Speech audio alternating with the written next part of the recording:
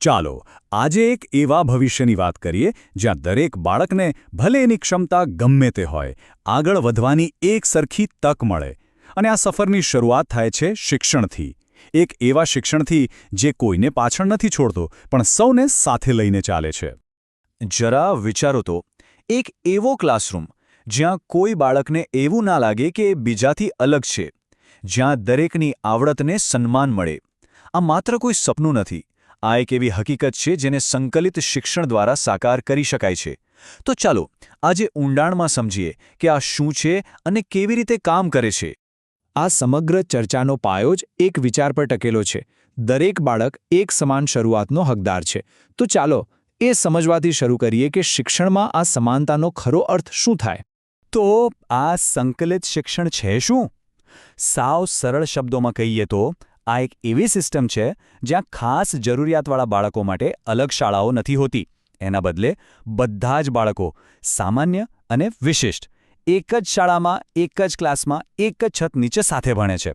આનો મુખ્ય હેતુ એ છે કે દિવ્યાંગ બાળકોને સમાજથી અલગ-થલગ રાખવાને બદલે તેમને સમાજના મુખ્ય પ્રવાહમાં ભેળવી દેવાય હવે આ આખો વિચાર 4 મજબૂત પાયા પર ઊભો છે આને આપણે સમાવેશકતાના 4 આધાર સ્તંભ પણ કહી શકીએ આ એ સિદ્ધાંતો છે જે ખાતરી કરે છે કે આ બધું માત્ર કાગળ પરની વાતો ના રહી જાય ચાલો એક પછી એક એને જોઈએ પહેલો અને કદાચ સૌથી મહત્વનો સ્તંભ છે સમાન તક આનો સીધો અર્થ એ છે કે બાળકની શારીરિક કે માનસિક સ્થિતિ ગમે તેવી હોય એને ભણવાની એક સરખી તક મળવી જ જોઈએ અહીં કોઈ પણ પ્રકારના ભેદભાવને સ્થાન નથી બીજો સ્તંભ છે સામાન્ય શાળાકીય શિક્ષણ એટલે કે વિશિષ્ટ બાળકો માટે કોઈ અલગ સ્પેશિયલ સ્કૂલો બનાવવાને બદલે તેમને ઘરની નજીકની એ જ શાળામાં એડમિશન આપવું જ્યાં બીજા બધા બાળકો ભણે છે આનાથી શું થાય એ બાળક પોતાના જ સમાજનો એક હિસ્સો બનીને મોટું થાય છે અને આ વ્યવસ્થાનું સૌથી સુંદર પાસું છે એનો સામાજિક ફાયદો જ્યારે બધા બાળકો સાથે રમે છે ભણે છે ત્યારે તેઓ માત્ર પુસ્તકોમાંથી નથી શીખતા પણ એકબીજા પાસેથી ઘણું બધું શીખે છે તેમનામાં એકબીજાને મદદ કરવાની મિત્રતા કેળવવાની અને સંવેદનશીલ બનવાની ભાવના વિકસે છે અને ચોથો સ્તંભ એ સુનિશ્ચિત કરે છે કે આ બધું વ્યવહારમાં શક્ય બને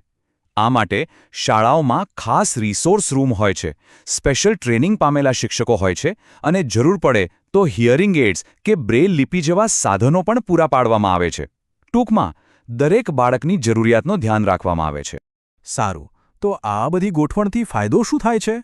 ચાલો હવે એ જોઈએ કે સંકલિત શિક્ષણની અસર કેટલી ઊંડી અને સકારાત્મક હોય છે અને એ પણ દરેક સ્તરે જુઓ આના ફાયદા અનેક ગણા છે સૌથી પહેલાં તો બાળકો માટે એમનો આત્મવિશ્વાસ જબરદસ્ત વધી જાય છે અને મનમાંથી લઘુતા ગ્રંથિ જેવી લાગણીઓ દૂર થાય છે સમાજની વાત કરીએ તો દિવ્યાંગતાને લઈને જે ખોટી માન્યતાઓ અને પૂર્વગ્રહો હોય છે તે તૂટે છે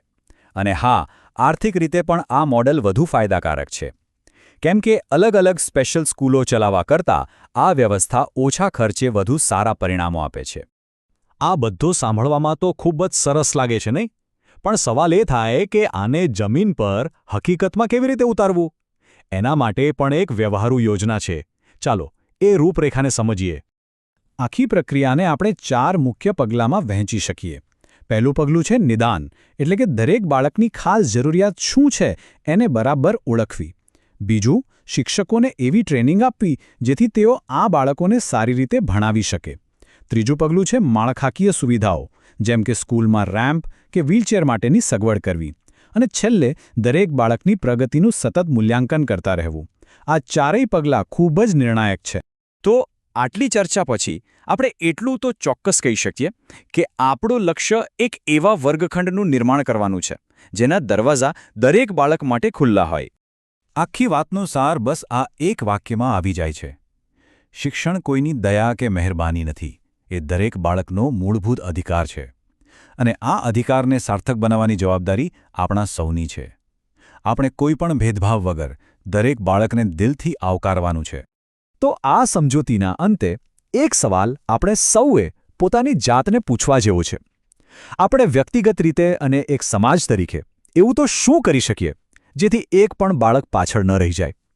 જેથી દરેકને સન્માન અને સમાનતા સાથે ભણવાનો મોકો મળે આ વિચાર સાથે જ આજની વાત અહીં પૂરી કરીએ.